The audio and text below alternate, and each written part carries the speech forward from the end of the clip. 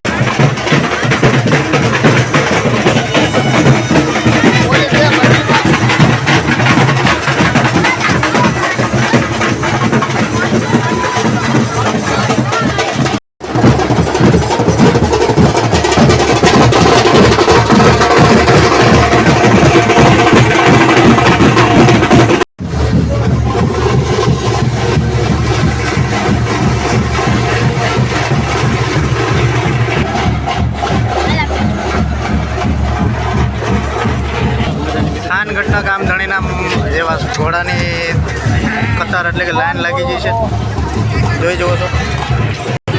લાંબી લાંબી કતાર લાગી છે, જેને ઘોડા સ્વભૂમિ કહેવાય.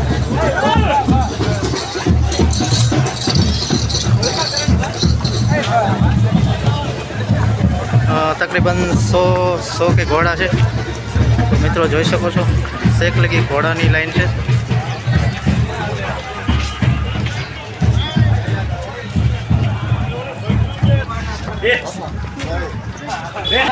જોઈ શકો છો મિત્રો, આપણે રથ પણ આવી ગયા છે ઘોડાના.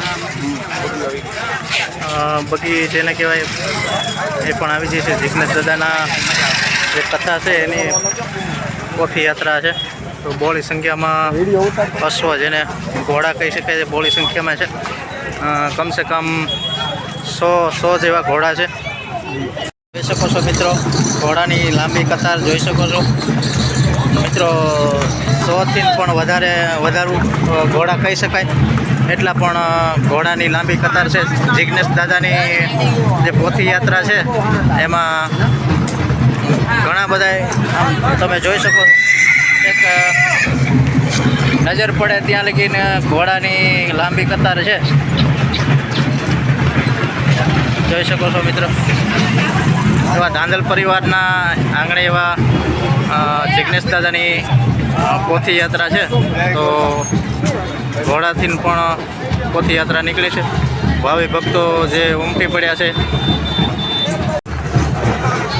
છેક સુધી લાંબી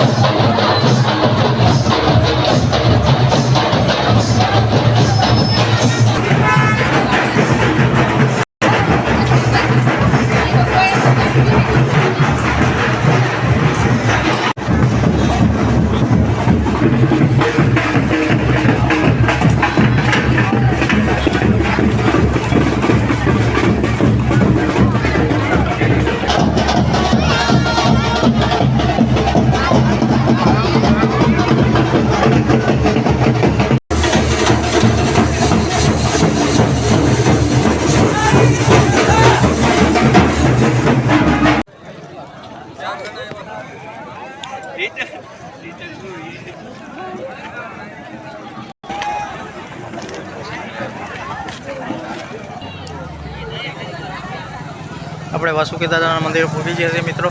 ને જો આ જો વિશાળમાં સંખ્યા કેટલી માનવ મેળામણ ઉપડ્યું છે. આપણે જગદીશ દાદાની આવવાની રાહ છે. પોથી યાત્રાની રાહ છે. હવે અહીંયાથી રવાના છે. હવે પહોંચવાની તૈયારીમાં છે. જો ચારે બાજુ માનવ મેળામણ કેટલું બધું ઉમટ્યું છે. ફરતી કોર માણા એટલું છે, જોઈ શકો છો મિત્રો. હજી આ ડોમની બાજુમાં તો ઘણું બધું પબ્લિક છે. હજી સ્ટાર્ટમાં ગેટ જ છે, ત્યાં જ આટલું માણસ છે. જોઈ લો મિત્રો કેટલું પબ્લિક છે. વાસુકી દાદાના મંદિરે આપણે પહોંચી ગયા છીએ અને ચારે બાજુ એટલું માનવ મેળામણ છે. તો પોથયાત્રામાં જિગ્નેશ દાદાજી આવવામાં છે. આપણે વાસુકી દાદાનું મંદિર છે, જ્યાં યજ્ઞકુંડ છે, પણ યજ્ઞશાળા વાસુકી દાદાના મંદિરે ફરતી કોર એટલું પબ્લિક બેઠું છે.